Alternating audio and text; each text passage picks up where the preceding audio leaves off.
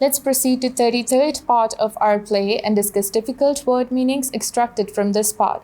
So first word in this part is stoops. It means bend one's head or body forwards and downwards, yani jhukna. Second word is confounded. It means to confuse and very much surprise someone, yani hairat zada. Third word is mop up. It means to clean something up, yani safai karna. Fourth word is unconsciously. It means without realizing or being aware of one's actions, yani la shauri taur par. Let's move on to its explanation. اب Mrs Milton نے کیا کیا ہے کہ جس table پہ کوری کا سارا جو انوینشن کا ماڈل پڑا ہوا ہے، سارے فارمولا وغیرہ اور میتھمیٹیکل فارمولا، کیمیکل فارمولا پڑے ہوئے تھے، اس کو الٹا دیا ہے سو دیٹ کہ ساری چیزیں جو ہیں وہ ڈسٹروائے ہو جائے اور کوری ایک ایسی فاؤل انوینشن نہ کر سکے جس سے انسانی جان کو اتنا خطرہ ہو سکتا ہے۔ اب کوری جھک کے ساری صفائی کر رہا ہوتا ہے، سارا میس جو بھی اس نے بنایا ہے وہ صاف کر رہا ہوتا ہے اور اس کو بتا چکا ہوتا ہے کہ تمہاری اس حرکت سے میری انوینشن کو کوئی فرق نہیں پڑتا ہے۔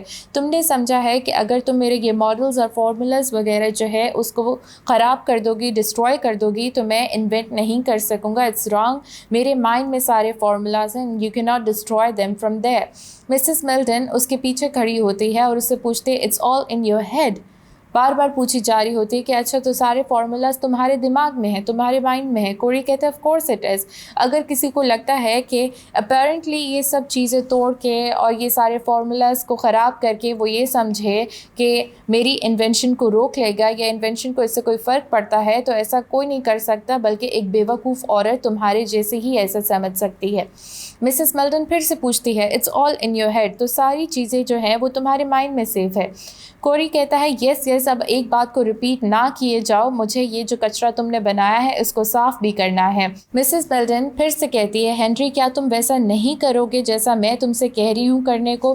کوری اسے کہتا ہے کہ don't be a fool, please پاگلوں جیسی باتیں مت کرو، اور ادھر ادھر دیکھ رہا ہوتا ہے، کچھ ڈھونڈ رہا ہوتا ہے کیونکہ اسے میس کلین کرنے کے لیے کوئی کپڑا چاہیے ہوتا ہے، تو ادھر ادھر دیکھتے ہوئے کہتا ہے کہ مجھے کپڑا پکڑاؤ سو دیٹ کہ میں فلور پہ جو بھی کچرا بکھرا ہے اس کی صفائی کر سکوں۔ He continues to collect the pieces, جو بھی چیزوں کے ٹوٹے پھوٹے پیسز ہوتے ہیں، ساری چیزیں ٹوٹ گئی ہوتی ہیں، اس کی چیزوں کے ٹکڑے اٹھا رہا ہوتا ہے۔ while she goes towards the table، اب جو مسز میلٹن ہے دوسری ٹیبل کی طرف جاتی ہے کپڑا لینے کے لیے جو ہنری نے مانگا ہوتا ہے۔ جب وہ وہاں پہنچتی ہے تو وہاں پہ اس کو ایک بہت شارپ نائف بھی نظر آتی ہے، وہ اس کی طرف بڑھتی ہے اور اس کو دیکھ رہی ہوتی ہے، انکانشیسلی لاشعوری طور پر دیکھ رہی ہوتی، بھول جاتی ہے کہ اس کو کپڑا لے کے کوری کے پاس جانا ہے۔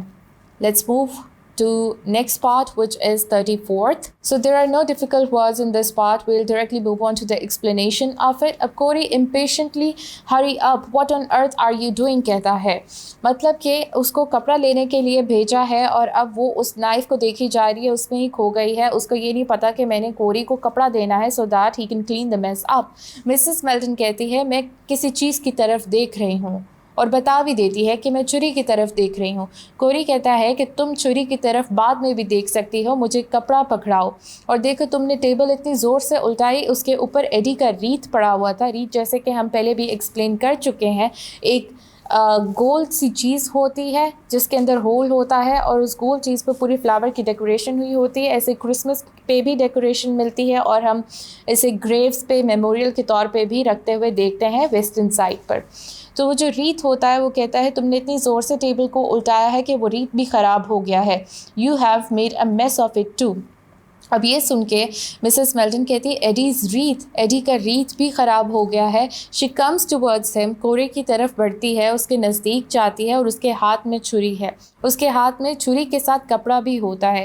کوری جو ہے وہ کہتا ہے یس تم نے یہ ریت بھی خراب کر دیا ہے۔ مسز میلٹن کہتی ہے اگر تم اپنی انوینشن کو گیو اپ کر دو گے، روک دو گے، تو یہ جو ہے ایڈی کے لیے بیٹر آفرنگ ہوگی، یہ ریت تو کچھ بھی نہیں ہے۔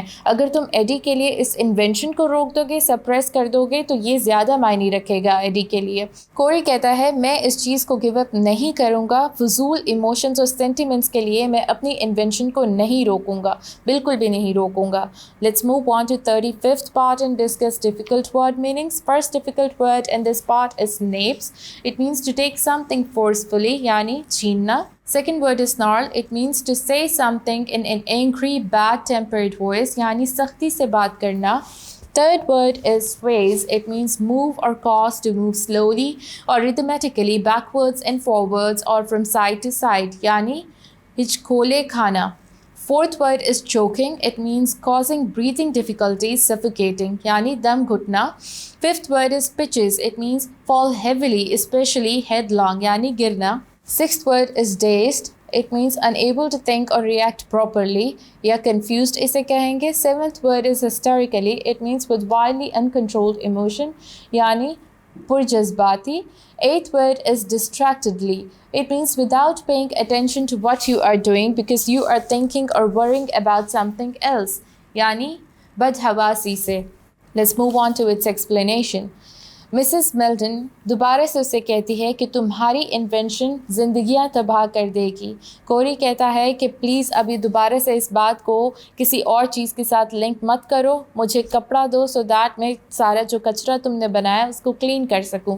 और ये बोलते हुए उसके हाथ से कपड़ा खींचता है, लेकिन वो ये नोट नहीं करता है कि मिसेस मिल्टन के हाथ में कपड़े के साथ एक नाइफ़ भी होती है. मिसेस मिल्टन फिर से पूछती है, सो क्या तुम इसको डिस्ट्रॉय नहीं करोगे हेनरी? कोरी अब एक ग्रंट के साथ, स्नार्ल के साथ बहुत सख्ती से बोलता है, नहीं, मैं नहीं डिस्ट्रॉय करूँगा. मिसेस मिल्टन अब उसकी तरफ आती है और अपने हाथ में जो नाइफ़ होती है उसको उस हाथ को रेस करती है और बस ये कहती देन आई. मे बी वो ये कहना चाहती होती है कि मैं अब डिस्ट्रॉय कर सकती हूँ और मैं डिस्ट्रॉय करूँगी तुम्हारी इन्वेंशन को. इतने में ही बस देन आई कह के उसको स्टैब कर देती है. विद अ क्वियर मोन ऑफ डिस्पेयर, जब मिसेस मिल्टन हेनरी की तरफ बढ़ती है नाइफ़ लेके और वो हाथ उसने ऊपर उठाया होता है, ख़ुद भी मोन करते हुए होपलेसनेस में अपने भाई को स्टैब कर देती है उसकी कमर में, उसकी बैक साइड पे. अब जब उसको स्टैब करती है वो दर्द में इधर उधर झूलना शुरू कर देता है और चोक करना शुरू कर देता है. उसको सांस लेने में मुश्किल हो रही होती है. ऑब्वियसली वो अब डेथ की तरफ जा रहा होता है तो वो सफोकेट कर रहा होता है और हवा में हाथ मारना शुरू कर देता है. उसको पता नहीं चल रहा होता, वो के बल नीचे गिरता है और अपनी आखिरी आर्स की तरफ बढ़ना शुरू कर देता है. अब उसका भाई इतने ज़्यादा तकलीफ़ से गुज़र रहा होता है लेकिन उसको कोई भी फीलिंग्स उसके लिए नहीं आ रही होती है. वो उसके सामने खड़ी होती है और बहुत हिस्टेरिकली बस रो रही होती है, उसकी तरफ देख रही होती है, लेकिन उसके लिए उसको कोई फीलिंग्स नहीं होती, बल्कि जो रीत एडी का गिरा होता है उसको उठा के अपने सीने से लगा लेती है और कहती है, AD dear, I had to, मुझे ये करना ही था, मैं मजबूर थी ऐसा करने पे, मुझे ऐसा करना ही था. So this was the end of our play. I hope जो भी आज हमने पढ़ा वो आपको क्लैरिटी के साथ समझ आया होगा. इंशाल्लाह will be talking about some new topic in the next video. Till then take care. This is Maha, your English instructor, signing out.